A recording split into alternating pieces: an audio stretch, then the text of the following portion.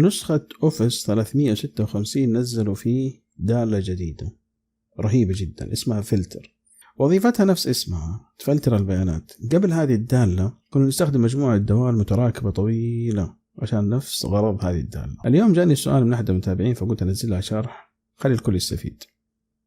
طريقة كتابة الدالة: أول شيء نكتب فلتر، نضغط على FX، يظهر عندي 3 خانات.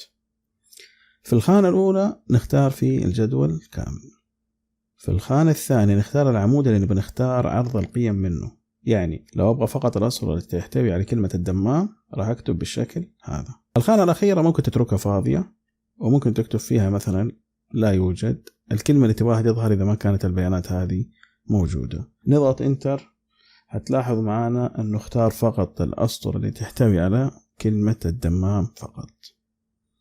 سوي لايك للفيديو، اشترك في القناة عشان نتعلم الإكسل مع بعض. كل ما ينزل شيء جديد يوصلك مباشرة.